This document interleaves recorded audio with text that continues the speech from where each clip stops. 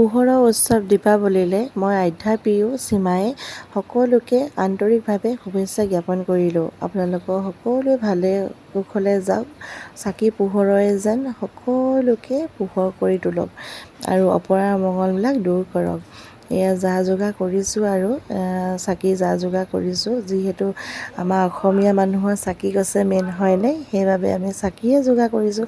বৰ একে ৰমক জমককৈ কিবাকিবি কৰিব পৰা নাই আৰু যিহেতু ঘৰত মানুহো নাই, মা মই অকলে আছোঁ, সেইবাবে বৰ বেছিকৈ ৰমক জমক কৰিব পৰা নাই। ভাইটি নাছিলে, সি থকা হ'লে কলগছ এনেকৈ পুতি মেলি দিলেহেঁতেন, তেতিয়া তাতো দিব পাৰিলোঁহেঁতেন।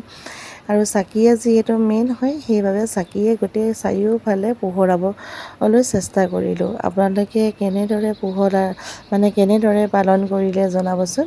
এই এগছ এগছকৈ মই চাকি দি ল'লোঁ আৰু আজিতো সকলোৱে পোহৰে ঘৰখন গোটেই সজাই পৰাই তুলিব হয়নে। এই ফাইনেল লুকটো বৰ বেছিকৈ চাকিও দিয়া নাই। আৰু এইফালে মাহীহঁতৰ ঘৰটো দেখিছেনে, মাহীহঁতৰ ঘৰটো ইমানেই সুন্দৰ লাগিছে। মাহীহঁতৰ ঘৰ মানে মোৰ যে গান গাইছিলে ছোৱালীজনী দেখিছিলে চাগে মোৰ পেজত, তাইৰ ঘৰ এইটো হয়। এয়া মাহী একমাত্ৰ ছোৱালীয়ে হয় তাই। এয়া দেখিছেনে, তেওঁলোকৰ ঘৰটো চাকি আৰু মমেই গোটেই চাৰিওফালে পোহৰ কৰি তুলিছে। আমাৰ মামনে আকৌ বহুত ভয় কৰে দেই। এয়া দেখিছেনে, খুৰাকে আহি পেলাই দি থৈ গৈছিলেহি। মানে তাই ভয় কৰে দেখি মই মানে জ্বলাইছোঁ। তাই বহুতেই ভয় কৰে, সৰু ছোৱালী যিহেতু ভয় কৰিবই। এয়া দেখিছেনে, এয়া পলাইছে দেখিছে কেনেকৈ বহুত ভয় কৰে কাৰণে পলাইছে।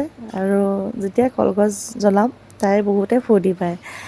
কলগছটো জ্বলালে বহুত ফূৰ্তি পায় সৰু ল'ৰা ছোৱালী। আৰু আমি আগতে মানে বহুত ঘৰে ঘৰে যাওঁ, মানে কাৰ ঘৰত কোনে কিমান জ্বলাইছে, চাকি জ্বলাইছে, এইবোৰ চাবলৈ যাওঁ।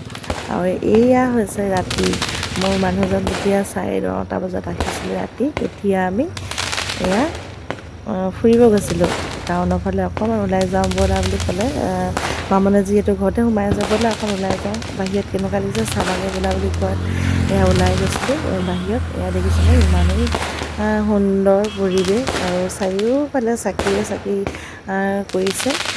ভাল লাগিলে আচলতে, পোহৰৰ উৎসৱ যিহেতু পোহৰ থাকিলে ভাল লাগে।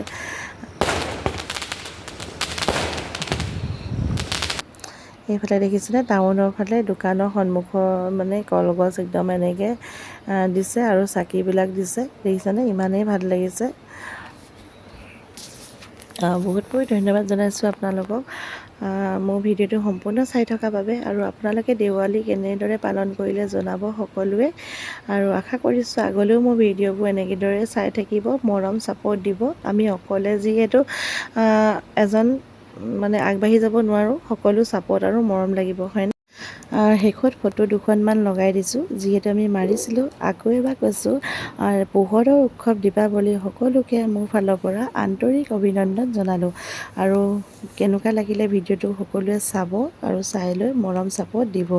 আজিলৈ আহিছোঁ, বাই।